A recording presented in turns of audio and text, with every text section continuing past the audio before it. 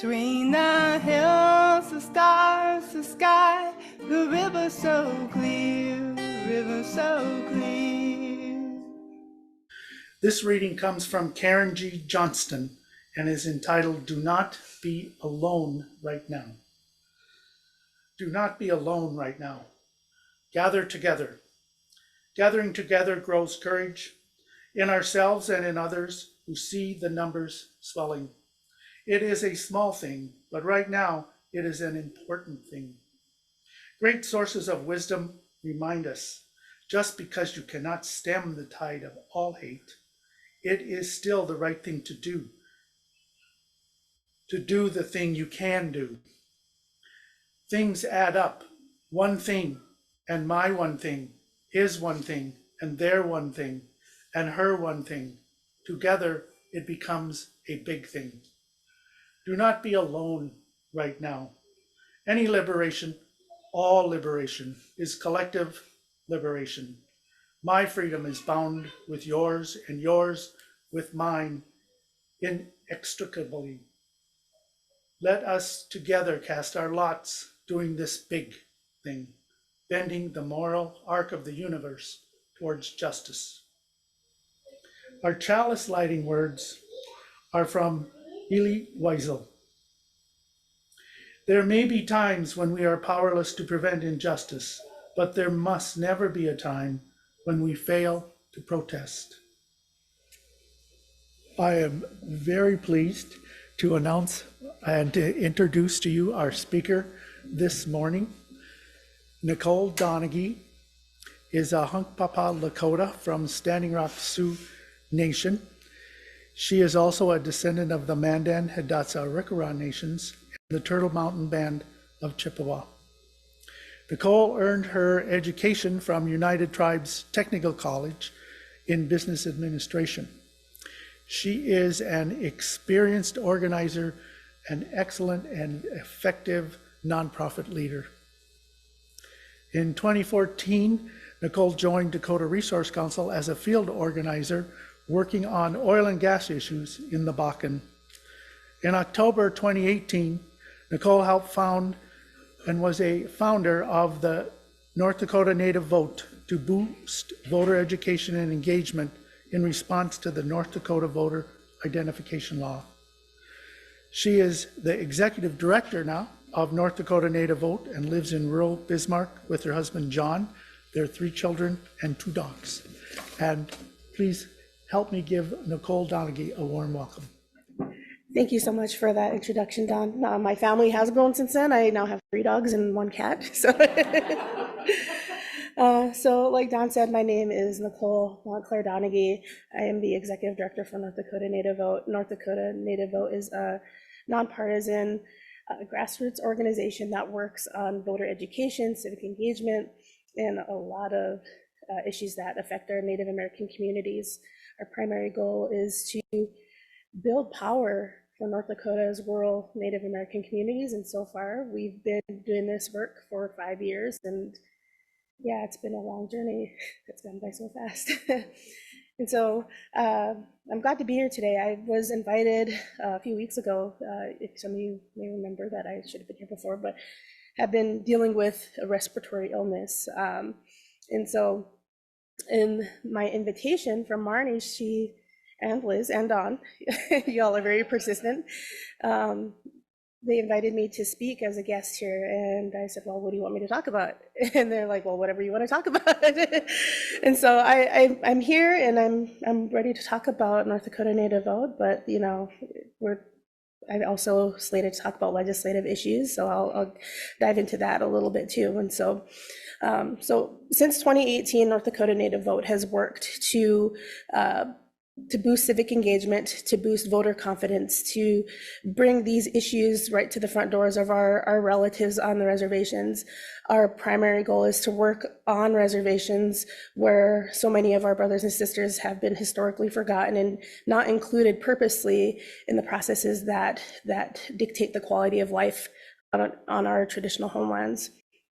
Since 2018, I had been tasked with creating North Dakota Native Vote I built a board of directors, built the mission, all of that fun administrative stuff. And we launched in 2020, February of 2020 to be exact. And if you guys remember 2020, you all know what happened in March of 2020. So right after we launched, a month later, we hit that wall of the pandemic. And being a new executive director was a little scary for me. We pride ourselves on identifying what we are as an organization. We are a grassroots community organizing organization, but we hadn't really defined that. And in other ways, such as being a service organization or an advocacy organization. And so I was really caught up with myself thinking, okay, so how are we going to do this? What are we going to do? And so I finally realized we can do whatever we want to do. And so since then, we've been working to supplement and add to the lives of our community members that we service. We also built in community development piece into the work that we do. And so when we ask our community members, Native or non-Native, to step out on a limb and go outside their comfort zone and go testify and go be poll observers or go take part in decision-making processes such as a school board or rural electric co-ops, we want to make sure that they're whole before they go and they have everything that they need. So we'll provide gas cards, or if we need people to babysit, we'll help them find those resources as well. And so we want to make sure that our communities have those resources as they go act. And so some of the work that we've done over the last 5 years, so we started with the census in 2020. We worked to build awareness around the 2020 census. As you all remember, that was the very first ever digital census, which had its own challenges for everybody, being digital and online and living in North Dakota and some very rural, remote communities, having limited access to adequate internet. We sent out field organizers on every reservation to talk about the benefits of the census. A lot of our people, when the government calls, they don't want to answer. And so we had to utilize trusted voices, trusted faces to go and bring the census to our communities. Following the census, redistricting, and I know a lot of this sounds a little bit out there, but it really is an important process that a lot of people don't realize how important it is. And so following the census, we went right into redistricting, and redistricting is the redrawing of legislative maps and based on the population from the census. And through our work, through our lobbying, through our education, through bringing the issues to our tribes and our communities, we were able to create 2 sub-districts in North Dakota, which is a big deal.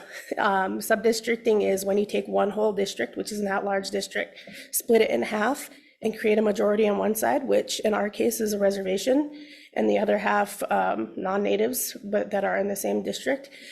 This process created the ability for us to bring 2 new Native American legislators to the Capitol from the reservation. And so it was a huge win for North Dakota Native Vote and for our tribal communities. Thank you. So this year, 2023, as you all know, is the biennium. Every odd year is our legislative session. North Dakota Native Vote, we follow issues that are very important to our communities, that are very important to our tribes as nations, that affect tribal sovereignty, issues such as education, gaming, voting, of course. We are also a Kids Count grantee. Kids Count is an organization under the Annie E. Casey Foundation that protects and supports the well-being of children and families across the country. They create a book every year that grades each state on different indicators such as education, health, well-being, financial well-being, and North Dakota is usually number 1 in financial well-being for children and family in the country, which if you come from a community like where I'm from, you don't see that as being a reality.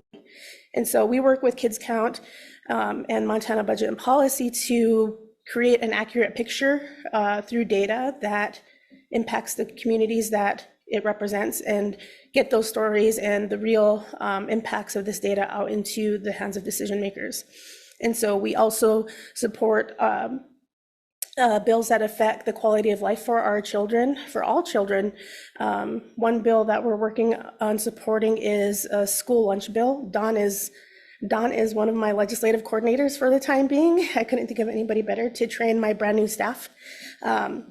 And we are working on supporting a school lunch bill. Don, if you can remind me.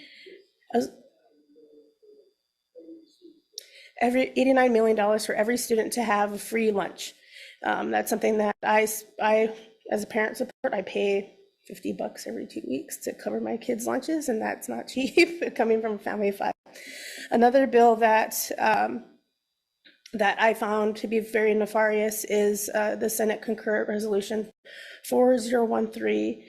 This resolution creates stumbling blocks or roadblocks for the initiated measure process in North Dakota. And so if this is to pass, creating an initiated measure when our lawmakers pass a law that detrimentally harms the people of North Dakota, if we want to refer it to the voters, it's going to be a lot harder to circulate petitions and to get people to oppose this and put it on the ballot.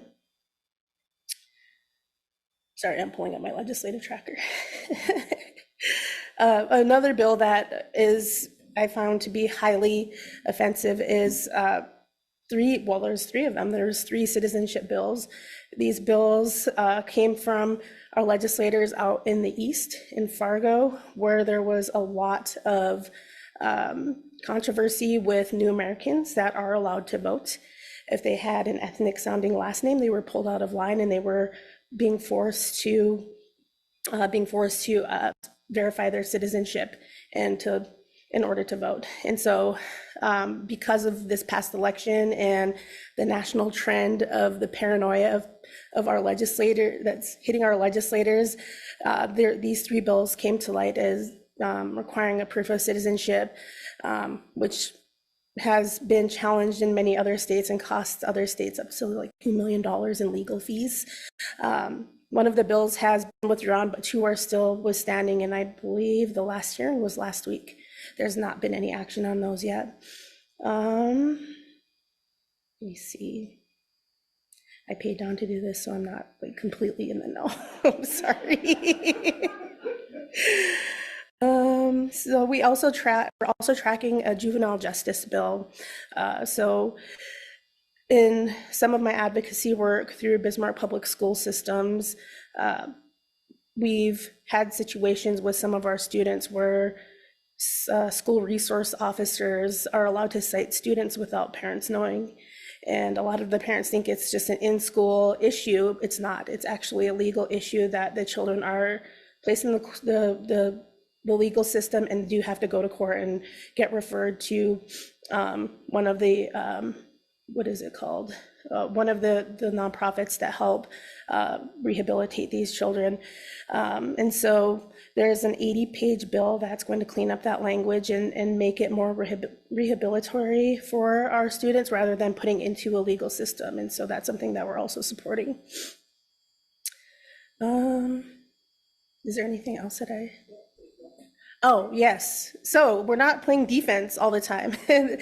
Thankfully, there is currently, if you're following national news, the Indian Child Welfare Act is currently under fire at the federal level. The Indian Child Welfare Act protects Native American children that unfortunately end up in the social service system and are placed with non-Native families. ICWA prevents that from happening in order to protect the children and keep them with relatives or other Native American families in order to protect their culture and to protect that child's well-being. Our newly elected representative, Jamie Davis from Turtle Mountain, has brought forth a bill to create state laws for the Indian Child Welfare Act so that we have ICWA at the state level and we don't have to fall back and rely on the federal ICWA laws that are currently under fire. So I failed to mention, so North Dakota Native Vote is not just me.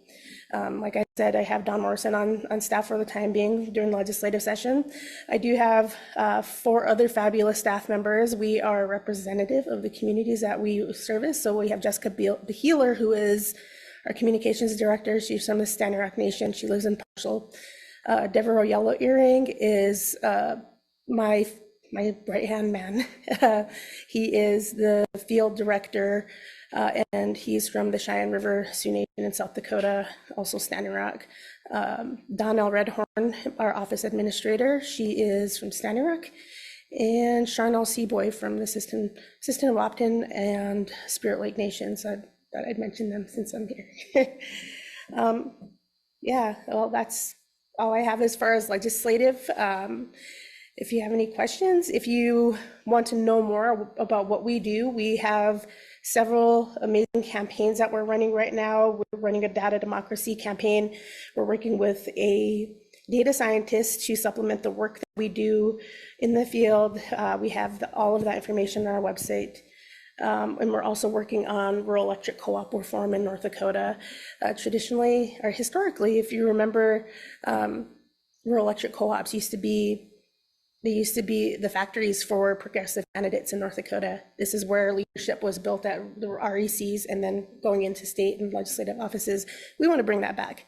We want to bring back leadership, and we also want to make a better quality of life for our families and relatives living on the reservations who are paying ridiculously high electricity and utility bills. Yeah. So.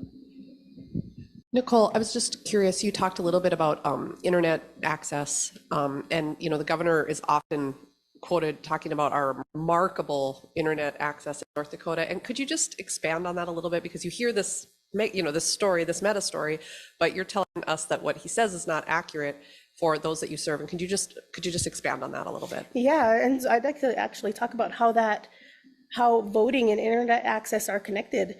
So, well, one, that's not true. We don't have amazing internet access everywhere in North Dakota. I worked, the last 2 election cycles on my home reservation in Standing Rock and canvassing Porcupine. It's hard to get cell phone access. It's hard to find internet access there. And so it's actually not a reality in some of our communities. 2, the state has been pushing a national trend of vote by mail or absentee voting, which is great. The more options that we have to vote, the better. But when you live in Porcupine, North Dakota, and you don't have internet access, to access the application for acquiring an absentee ballot, you have to download it, apply for it on the internet, or drive, I think it was like 27 miles one direction to get to the county auditor's office.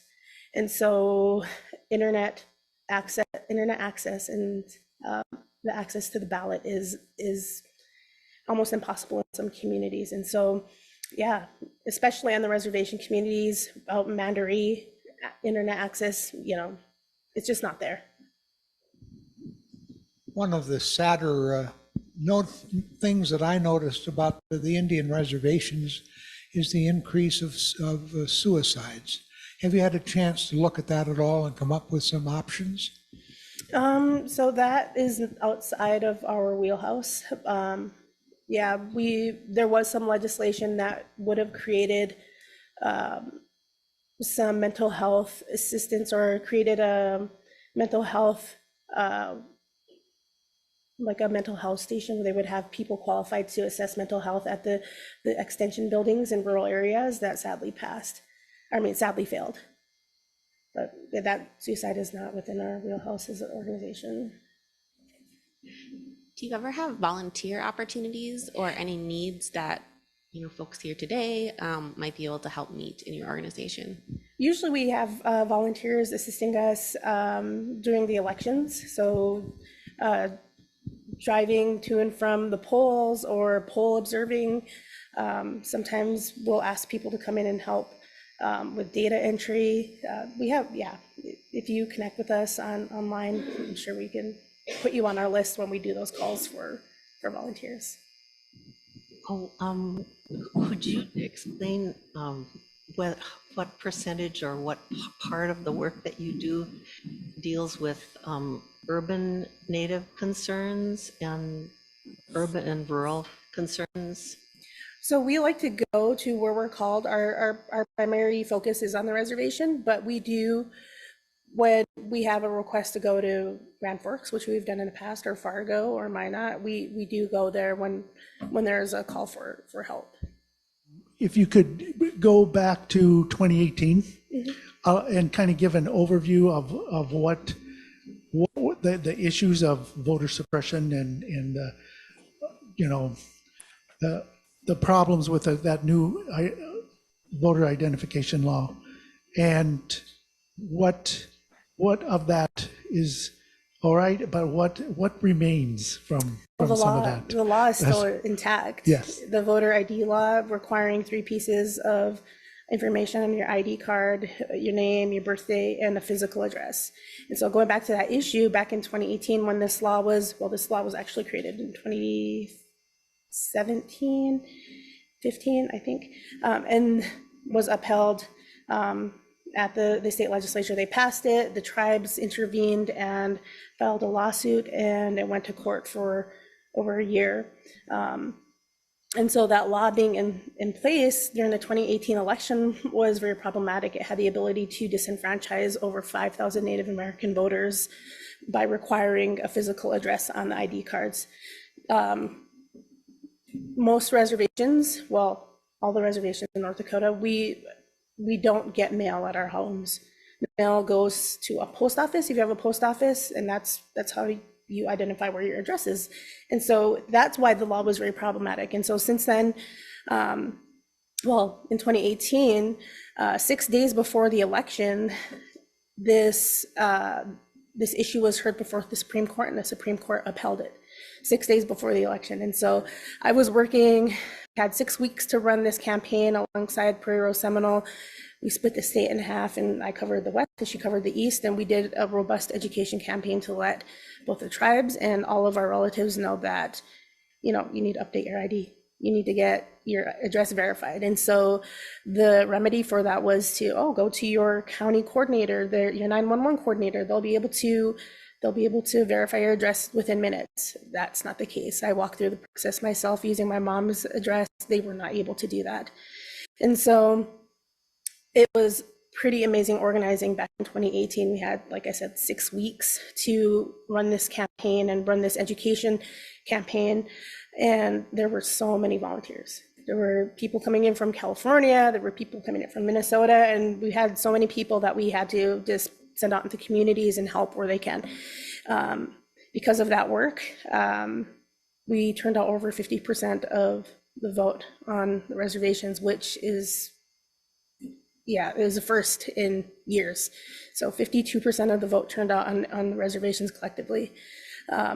Today, that law still stands. There's been a lawsuit. The Native American Rights Fund, one of our partners, had represented the tribes, and there was a consent decree that was created. The consent decree lays out provisions so that tribes have the ability to verify their electors in real time, and electors who do have PO boxes on their ID cards have the ability to open up a map and show where they live, and are able to do a set-aside ballot, and the ballots are curated later with verification from the tribes.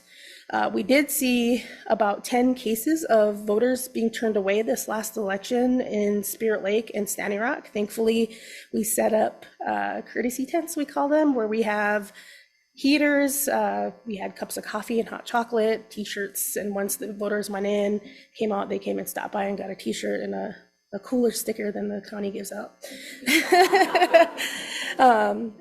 And those voters that were turned away, Spirit Lake was the most nefarious. This lady was like yelled at in front of everybody at the county office for her ID not matching what they had in the system. She had a physical address on her ID card, but it didn't match what the county had in their system. And she was completely embarrassed. I'm glad that we had field organizers and as well as legal students from the University of Colorado that knew the law and knew the proper ways that people can vote based on that consent decree. And so all of those that were turned away were able to vote.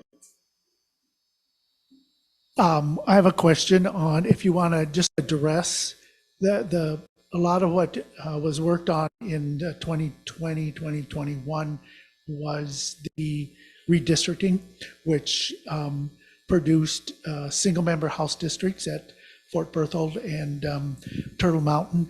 Could you just address a bit why that was so important, why that was such a good thing to have happened, and what we're seeing in this session because of having those single-member House districts? Yeah, so the biggest thing is that single member or split subdistricts have never been upheld in North Dakota ever. There have been several attempts in the 90s, following the 1990 census, to create subdistricts throughout the whole state, which, rather than having an at-large election at one legislative district, so like I'm in District 8, it would split District 8 in half, and one half would get one House member and the other half would get one House member. And so they would elect their own House member, somebody that's local, somebody that knows the community and knows the issues and that the people know. That's why it was so important for us to fight for all tribes to get subdistricted. Sadly, only 2 of the 4 that we advocated for were able to get subdistricted, and that was under the population requirements under the Voting Rights Act of 1965. And so you had to have a certain amount of people to create a sub-district. And sadly, they held it up to like the 16,500 per side. Right. Well, thank you. Thank you very much, Nicole. Yes. We could talk a lot longer, and we really appreciate you coming and visiting us with us this morning. Yes, thank you so much for having me.